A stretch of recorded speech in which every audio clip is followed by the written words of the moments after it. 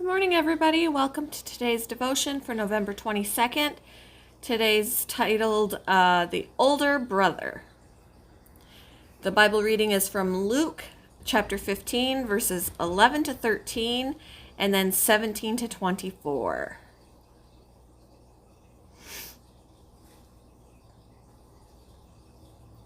To illustrate the point further, Jesus told them this story. A man had 2 sons. The younger son told his father, "I want my share of your estate now, before you die." So his father agreed to divide his wealth between his sons. A few days later, this younger son packed all his belongings and moved to a distant land, and there he wasted all his money in wild living.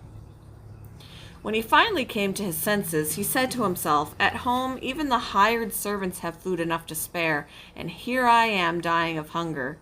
I will go home to my father and say, 'Father, I have sinned against both heaven and you, and I am no longer worthy of being called your son. Please take me on as a hired servant.'" So he returned home to his father, and while he was still a long way off, his father saw him coming. Filled with love and compassion, he ran to his son, embraced him, and kissed him. His son said to him, "Father, I have sinned against both heaven and you, and I am no longer worthy of being called your son."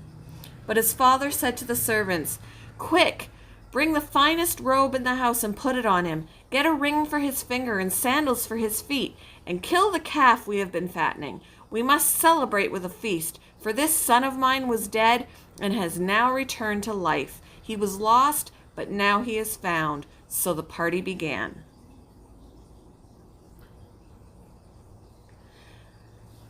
Author Henry Nouwen recalls his visit to a museum in St. Petersburg, Russia, where he spent hours reflecting on Rembrandt's portrayal of the prodigal son.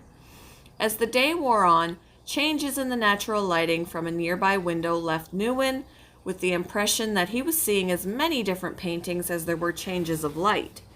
Each seemed to reveal something else about a father's love for his broken son. Nouwen describes how at about 4 o'clock, 3 fingers in the painting appeared to step forward. One was the older son who resented his father's willingness to roll out the red carpet for the homecoming of his younger brother, the prodigal. After all, hadn't he squandered so much of the family fortune, causing them pain and embarrassment in the process? The other 2 figures, I said fingers originally, it is figures. The other 2 figures reminded Nouwen of the religious leaders who were present as Jesus told his parable. They were the ones who muttered in the background about the sinners Jesus was attracting.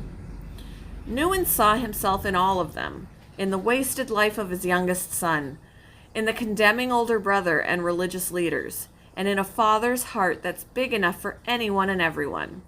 What about us? Can we see ourselves anywhere in Rembrandt's painting? In some way, every story Jesus told is about us. How might you reflect again on the story Jesus told and on the Rembrandt painting? As the light changes, where do you find yourself? Thank you for joining me for today's devotion, and I hope you all have a wonderful day.